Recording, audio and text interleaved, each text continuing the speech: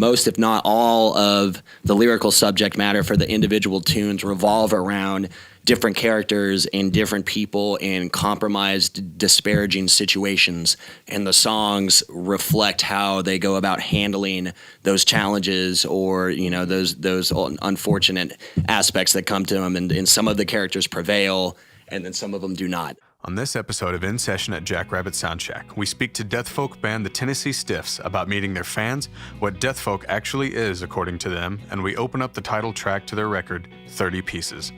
I'm David Biggs. And I'm Vance Van Donselaar. We are Tennessee Stiffs, and we are in session at JackRabbit SoundShack. This song is Come Along Easy by Tennessee Stiffs.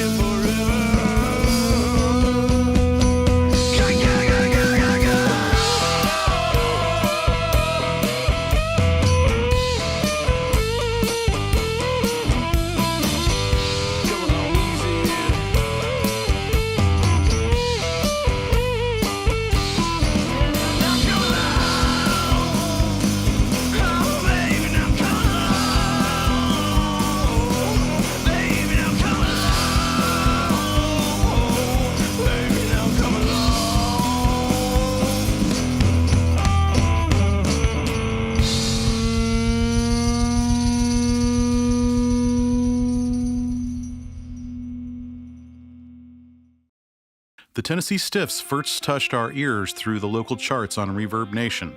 Their dark vocal harmonies and stormy instrumentation was a fresh release when coupled with what would normally just be considered folk music. Getting them into the studio, we really wanted to find out how they were able to make something so familiar feel so different. And in order to do that, we first have to ask, who are the Tennessee Stiffs? No, I think that the question of who the Tennessee Stiffs is a really easy one to answer. It's a family. It's true. It was something that I played in a country band a long time ago. I had a pink mohawk, and I was selling my soul to the devil, so I felt like. And a guy explained it to me that there was this gift, and you had to give that to people, and blah blah blah, this and that. But the guy after that was he taught me an important lesson about just being comfortable with the people that you're in a band with. He says, we went on tour in Japan, and with this guy who was a incredible guitar player, but the other 23 hours of the day he was a prick.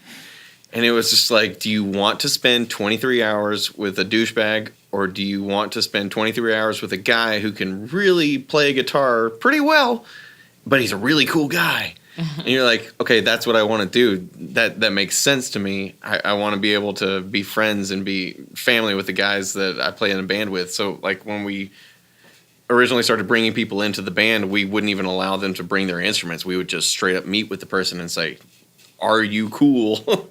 Do you get along with the band? Is this something that we're willing to take on as just your personality before we even allow the instruments into the equation? Yeah, that came well before the music aspect of it. And it just, and Casey's been with us since the beginning, which is wonderful.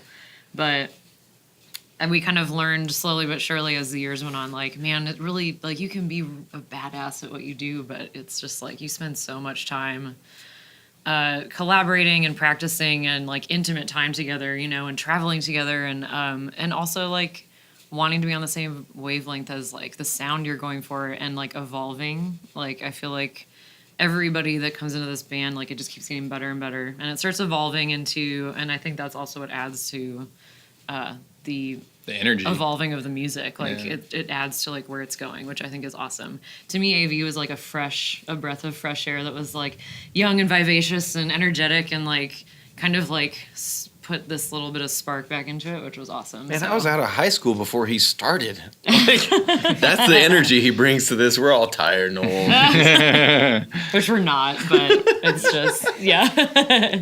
This is Maggie's song by the Tennessee Stiffs. My brain is working against me all of a sudden. Yeah. I don't know if I need food. I might need just more whiskey. But let's do this one.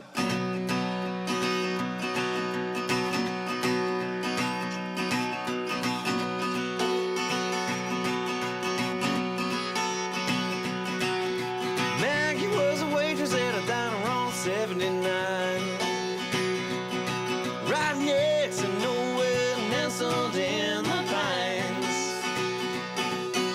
She always dreamed of running off somewhere. Always something more for her to find. The clock above the counter was steady, keeping time. Just mocking old Maggie with every passing chime. When a tall dark cowboy strolls in from the highway, Maggie senses something stir inside. Me and you gonna rendezvous, kick out and light the fuse. I gotta take a gas, a big bag of grass, and some good old rhythm and blues. Well, we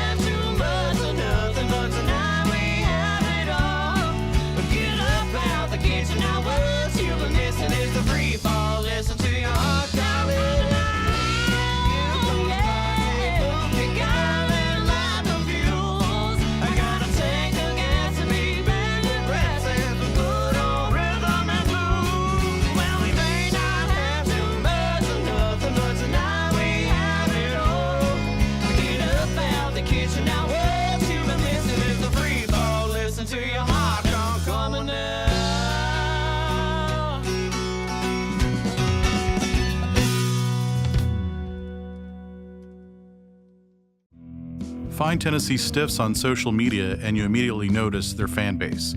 Not just by the amount of fans, but by how much they love this band, and justly so. But with the music market being so saturated with artists, it can be difficult to be noticed, and the Tennessee Stiffs are doing just that, getting noticed. We wanted to know what they are doing right, so we asked, how are you developing your fan base? It's been a mixture of pure love and pure stress, because I love being organized, and business is like I'm a hairstylist by trade during the day and run my own business at my chair. And so I think I have this drive that that wasn't really there necessarily until maybe like a couple years ago. And we were like, let's actually like try this. Let's like work hard at it and put a lot of time and effort into it. And it seemed to just be kind of learning by doing. I mean, it was like trial and error. And as far as fan go, I think it, I mean, I don't know. I think I became more aware of like, instead of just like getting on stage, playing a show to whoever happens to be there or whatever, is very different than, you know, meeting people and like being actively telling them about the band, you know, like I used to not really do that. And I think it's, people want to learn and hear it. And I think somebody once told me, they were like, you know, it sounds really weird, but, you know, you want to make yourselves likable, like through, I mean, it's just the way it is, you know, they're like, music, sadly, like it might come right below that, but it's like you want to be likable as people and like, you know, relatable and all that stuff. And so I kind of took that to heart, and not that we weren't like that before, but it's just been consistency for real. I mean, it's like, it's a lot of time, and it's not just like getting your song on the radio anymore. It's like going on, you know, all the social medias and like actively going out and meeting people at, you know, networking things and things like that, and going to friends shows and being more active and like talking to your friends and making friends with other people that are there instead of just going and sitting at a table. And so, I don't know. It's hard work. I mean, you do it because you love it. We have a pretty wide fan base. We're not, you know, really one of the indie rock bands that only has, you know, listeners primarily from 21, you know, to the early 30s section. And, you know, we're not really a traditional country band or a Nashville country band that kind of appeals to more middle-aged, older audiences. We kind of have something for people of all ages. So, I mean, you need any given show that we have, you know, it could be sort of a younger crowd or an older crowd, but I think that, you know, riding that wave and trying to appeal to multiple different sides of the coin, so to speak, in that regard is really important. I mean, especially for us in the Americana genre period as artists. I mean, it's you know, not like there's a particular audience that subscribes to listening to that music, again, because it applies to so many different people and it's so inherently accessible, or I guess that's the idea behind it. But we definitely try to pull our branch out and along you know, many different streams, so to speak, and we try and do that in our performances as well. You know, we try and make it a relaxed, sort of friendly atmosphere, whether we're at a restaurant or a dive bar. You know, we try to interject a little bit of comedy and have the audience kind of get used to, you know, laughing at us, and, you know, we'll try and take the edge off, so to speak, you know, and even playing some of this music which has extremely serious subject matter.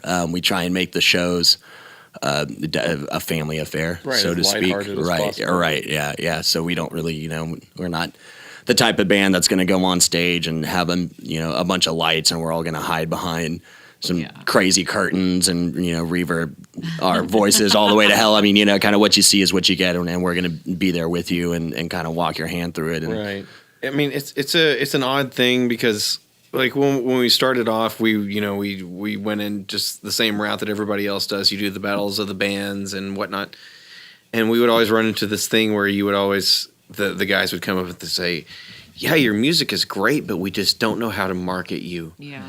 And we ran into that so many times, and we weren't. Such a weird. We weren't willing to compromise. We were just like, no, this is what we do. This is where the passion is. So if you don't get it, that's your problem. Yeah. And so then all of a sudden, Sony picks us up, and we're involved with this distribution company, and they say, well, we don't know how to market them, and so they just throw us at the wall, and they literally are just like, you know, whoever, just take it. And we get an email back the next week. It's like, hey guys, everybody took it. it's the longest distribution list I've ever seen in my life. This is unbelievable. And so we were like, oh, that's it. So it's not, we don't know how to market you. It's just throw it at the wall. It sticks. Yeah. It works for everybody. We don't understand why, but it works for everybody. Yeah. Thank you for listening to In Session at JackRabbit SoundShack. We wanted to remind you that if you like what you hear, please subscribe to our show. And if you're watching on YouTube, don't forget to tap the notification bell so you never miss an artist. Okay, now on with the show. This song is Waiting to Collide by the Tennessee Stiffs.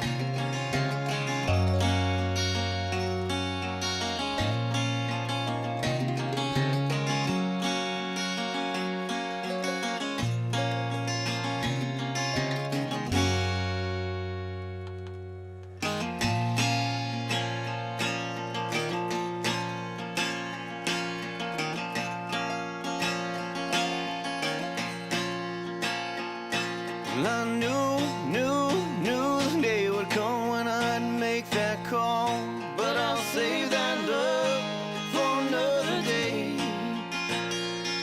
And I sang songs that our father sung before, and those better days are dead and gone.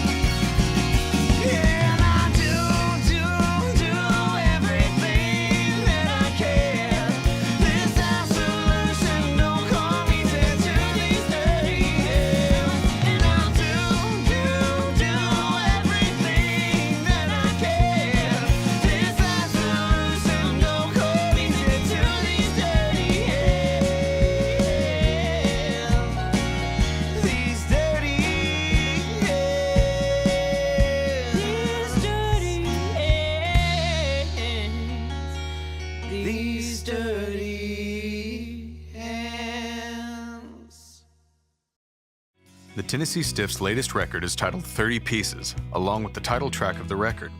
Look at the cover art and you see 30 Indian head coins whose faces have been replaced with the grim visage of skulls, one containing the name of the band. Lee actually designed this cover art, along with writing the song by which they named the album. Put this together with the apt reference to the Bible and color us interested. Talk to us about the song 30 Pieces. As a preface to that question, I'll let Lee, since he's the composer of the lyrics, take the majority lead on this one. But just a little background information. I think it's important that we chose that song as the title of the record as well, because the record and the way that it was recorded was half of it at first and then half of it later. So it was sort of a collective thing. So it's not really a continuous concept album, but most, if not all, of the lyrical subject matter for the individual tunes revolve around different characters and different people in compromised, disparaging situations. And the songs reflect how they go about handling those challenges or, those unfortunate aspects that come to them. And some of the characters prevail and then some of them do not. So with that being said, I think the 30 Pieces and that is one aspect of that in the betrayal sense and how the particular character in that song actually doesn't wind up doing so well. Yeah. The song itself, it stemmed from that I learned the story about Charon and the guy. He's the guy in Greek culture where when you die, he's the one that you pay 30 pieces of silver to take you across the river Styx to the underground. Or to the underworld. And there was just something beautiful about that aspect of that. And I was just like, well, what if a guy, he's got his 30 pieces in his pocket, but he's like, well, what if I gamble my 30 pieces? What if I try to take some people with me? Just this awful, evil person. And like I said from the get-go, this music tends to derive from a dark subject matter. It's like, let's just see where this takes us. And so I kind of wrote it about this guy who is literally gambling with his pieces. The chorus is kind of this whole gambling metaphor for what he's planning on taking as many people with him as he can. The song, I don't know if you can really tell or not, but it's based on a Delta blues, 12-bar blues kind of style thing where he's talking about honing 2x4s, and then he's talking about driving nails one iron at a time, and then he's talking about digging holes, neat and tidy rows. And so the whole thing, if you're not paying attention, you don't really get it. But if you are, then you all of a sudden understand this guy is making caskets and he's digging holes and he's planning on taking all of these people with him. And so it kind of wraps around to every other song that we have, where it's just like, if you listen close enough, all of a sudden you're really uncomfortable. It's a fun, upbeat song though, which is it goes back to like the original, like when you don't really know all the lyrics or know what's going on. You're Right. Like, that's catchy. It has this dark It's like- sense to it. Yeah. It's like it's not tangible necessarily, but it's there. Right. Mm-hmm. Exactly. Yeah. It's a fun swinger. I like that song. That's for sure. that's the whole point. Is just to take these dark subject matters and make them fun and accessible. Like, Also, 30 Pieces is just I thought it was such a fun name for an album. This is 30 Pieces by the Tennessee Stiffs. I'm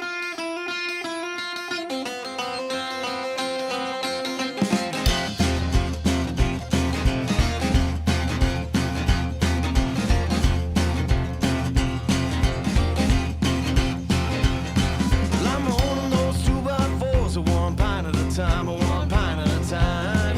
I'm holding those 2x4s one pint at a time, one pint at a time. Getting sawdust on the floor.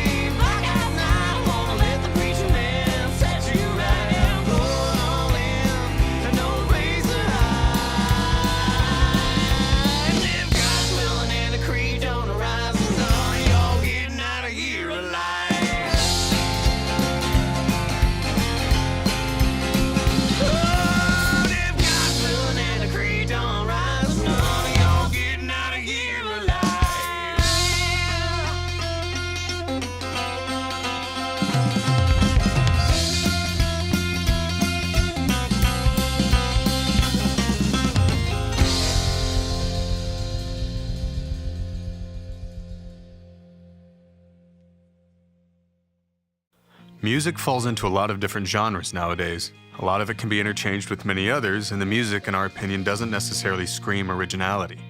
But the Tennessee Stiffs are different. Their musical style holds to something with which we're all deeply familiar, yet brings with it something entirely different, like a rose bush that bears black roses. In order to accommodate their sound, they had to define their own genre. So, what is death folk?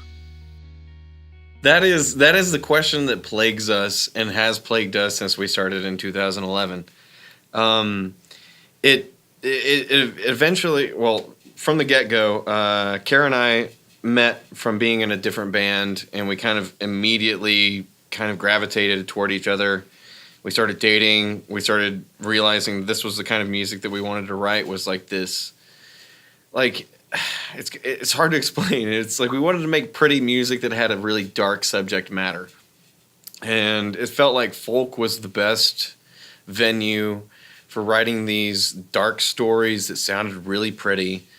And it became that kind of motto where we had that something, what was it called? It was something dark, something gritty, something new and something pretty. Something pretty. Yeah. And so it was this thing that, like, when we first started, I was terrible at writing lyrics, and so I had all these old poems that I had written, and we just cut them up into lines, and we threw them in a hat, and we would look at them, and we would go, no, that's crap. And we just kept throwing them out until we found a couple of things that fit together, and we would write the lines that kind of made it all fit together from there.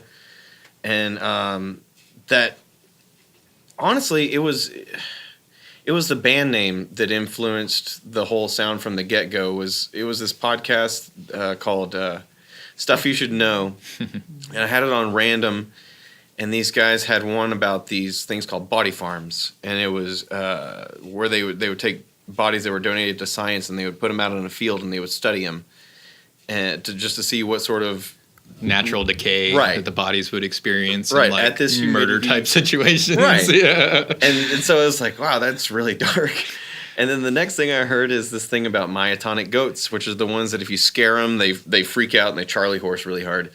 And one of their nicknames is the Tennessee Stiff Legs. And so I just heard the thing about the body farms at the University of Tennessee, and then I hear this thing about the Tennessee Stiff Legs, and I was like, Tennessee Stiffs? Yeah, he was like, that would be such a badass band name. Do it. Yeah, that band name. That informs the whole thing. Is this dark subject matter with this beautiful melodies behind it, and just really get into that kind of Delta blues, kind of Southern fried rock mixed with all the old stuff that everybody knows. It's ingrained in everybody's blood at this point. It's just like, just take that and reboot it. Just make it better, make it fresher, make it new for everybody to enjoy.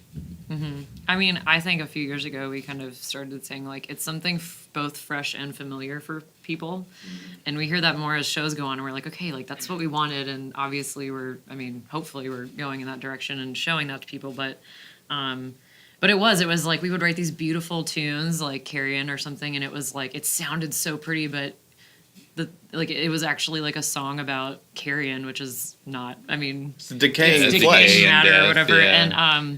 And so like that's kind of, and it just kind of went from there. And of course, like Lee's influences were very,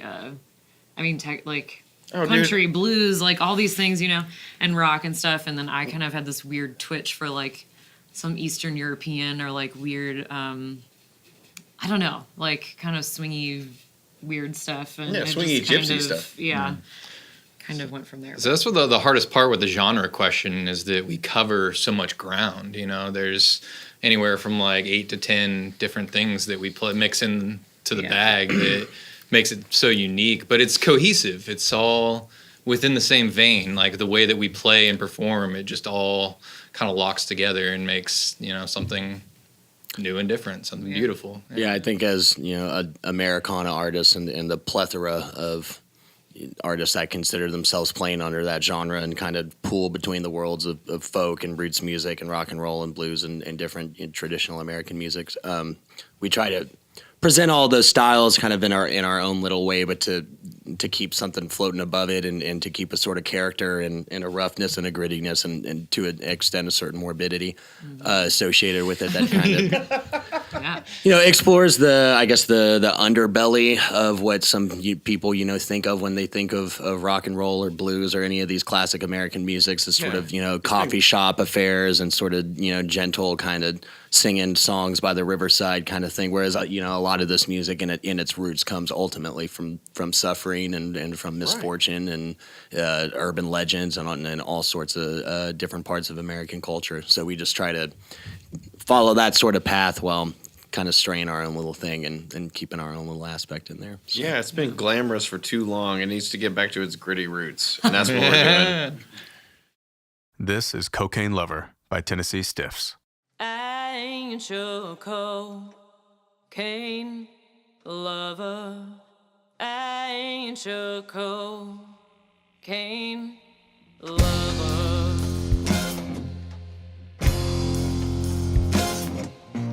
Most of the time, I keep it in a line and lock and key.